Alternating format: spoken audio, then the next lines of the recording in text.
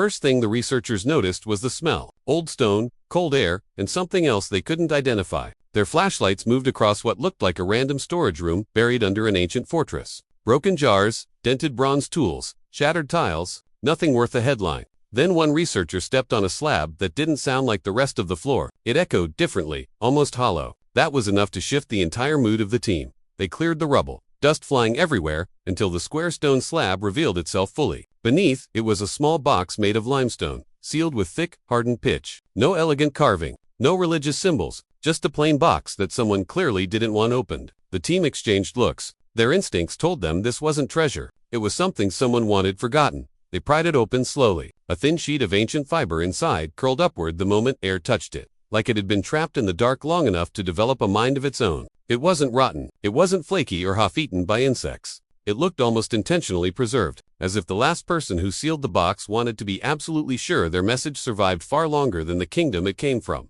The first lines looked harmless: hymns, offerings, small rituals. But the deeper they went, the stranger the text became. There was something about the handwriting. It shifted, grew uneven, as if the writer was rushing or afraid. And then they reached the section that flipped the room from academic curiosity to complete silence.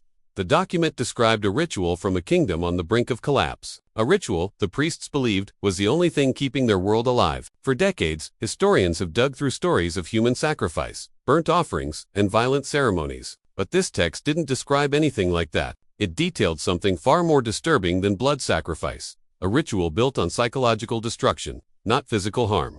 It started deceptively simple: a full hour of silence. The entire community gathered under the night sky, and nobody was allowed to speak, cough, or shift their weight. If anyone broke the silence, the ritual restarted. And restarting came with a brutal rule: the person who caused the disruption was immediately exiled into the desert without food or water.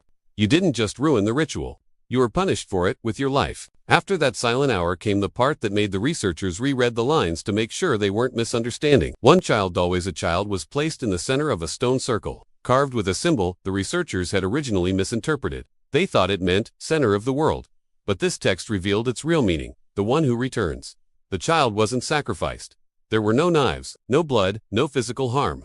What the priests did instead was worse. They made the child stand there, while adults took turns confessing their darkest memories. Not simple mistakes, not embarrassing stories. They confessed the trauma they'd buried for years: deaths, betrayals, guilt, crimes, failures, everything too heavy for them to carry anymore. The child wasn't allowed to react. No crying, no flinching, no questions. The child simply absorbed it all. This was the core of the ritual: transfer the weight of the entire community's sins into the mind of a single innocent child. The belief was that innocence was the only vessel strong enough to hold darkness without being destroyed. The priests believed this vessel child would carry the emotional poison for everyone else, leaving the community purified. The researchers kept waiting for a reveal of symbolic language. Ancient writers often spoke in metaphors. But this was not metaphorical. The document listed names of children, ages, dates, and outcomes. Some children survived the ritual and lived quiet, broken lives. Some lasted the 3 days in the stone chamber underground, where they were locked with no food or light, and came out changed. And many didn't survive at all. The priests recorded the results the same way modern scientists record laboratory trials: cold, unemotional, as if they were tracking crop yields instead of the destruction of young minds. The next part of the document introduced another twist that made everything worse. The ritual wasn't performed every year. It was only used when the kingdom neared crisis: drought, war, plague, famine, political chaos. And here's the awkward detail: the ritual always seemed to work. After each recorded event, the kingdom experienced relief. Rain returned. Crops grew, invaders left. Illness slowed. The researchers knew better than to take ancient claims at face value. But cross-checking with known climate patterns and invasion records from nearby kingdoms showed a disturbing pattern. The ritual often coincided with actual recovery events. Not because the ritual caused anything, but because humans love attaching spiritual meaning to natural cycles. When people think something saves them, they repeat it even harder. The researchers spent weeks debating the meaning of the symbol, the one who returns. At first, they assumed it meant the child returning from the chamber. But the final pages changed their theory. These pages were written in a completely different handwritings: someone who wasn't a priest, possibly a palace servant or a witness, someone who clearly wanted the truth preserved, even if it meant risking punishment. Their writing was steady, almost careful, like they were afraid their words would be erased if they weren't precise. This writer described the final ritual ever performed in that kingdom, and it didn't go the way the priests expected. The chosen child refused everything. They screamed through the hour of silence. They fought the priests. They refused to listen to anyone's confessions. People tried to restrain them, but the more they did, the worse the situation became. The villagers were starving at this point, desperate for a solution, but the child kept breaking the ritual rules, and according to tradition, breaking the silence meant the ceremony must restart. Restarting meant choosing a new child. The villagers rebelled. They refused to provide a new child. They accused the priests of causing their suffering, not ending it. The entire crowd turned on the religious leaders. Torches dropped. Fights broke out. The stone platform, the heart of the ritual, was set on fire. The priests fled into the night. The kingdom collapsed within weeks. Not because of a curse, not because the gods abandoned them, but because they were so obsessed with saving themselves through superstition that they stopped preparing for reality. They didn't store food, they didn't strengthen defenses, they didn't negotiate alliances, they were waiting for a child to carry their burden while they ignored the real problems. The writer ended with a line that historians consider one of the most chilling sentences ever found in an ancient document. We broke the child to save ourselves. In the end, we lost both. When the researchers reached this final line, the room fell completely silent.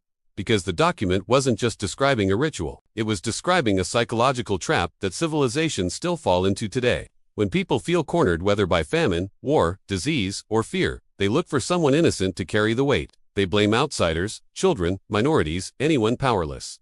They trade responsibility for superstition. This ritual wasn't a story about ancient cruelty. It was a study of how human beings behave when the world collapses around them. The researchers debated whether to publish the entire document. Some felt the world needed to know. Others argued that people might twist the ritual or sensationalize it. In the end, a summarized version was released to the academic world. The full text remains locked away, accessed only by a few specialists. What leaked from it, however, was enough for historians to reconstruct the bigger message. Ancient societies often sought the easiest emotional exit rather than the hardest practical solution. And when that pattern repeats, it never ends well. One detail that stands out is how clean the ritual appeared on the surface. There was no gore, no dramatic death scenes, nothing that would shock people the way human sacrifice usually does. The brutality here was quiet. It targeted the mind, not the body. The priests believed that harming innocence spiritually was less violent than harming it physically. But the results were the same. Innocence was destroyed, and the society didn't survive. If this were a Hollywood movie, the final shot would zoom out from that underground room, rising through the broken roof of the ancient fortress, lifting high above the ruins until modern cities appear in view. Traffic, crowds, protests, political chaos, people blaming each other for every disaster instead of addressing real issues. The world still behaves like that kingdom, still avoiding responsibility, still hunting for innocence to burden. The hard truth buried in that 3,000-year-old document is simple. Civilizations don't collapse because of droughts or invaders alone. They collapse because people choose fear over reason. They destroy the wrong things, protect the wrong people, and wait for someone else to save them. The last writer of that document wasn't trying to describe a ritual. They were trying to leave a warning. Desperation makes even good people do monstrous things. And when a society sacrifices the mental well-being of its children to avoid confronting its own failures, the end is already written. This ritual didn't need blood to be horrifying. It only needed belief. And belief, when mixed with fear, can be the most destructive force any civilization ever unleashes on itself. If you enjoyed this journey through Mystery Vault, make sure to subscribe and join us for more mysteries of history and the world around us.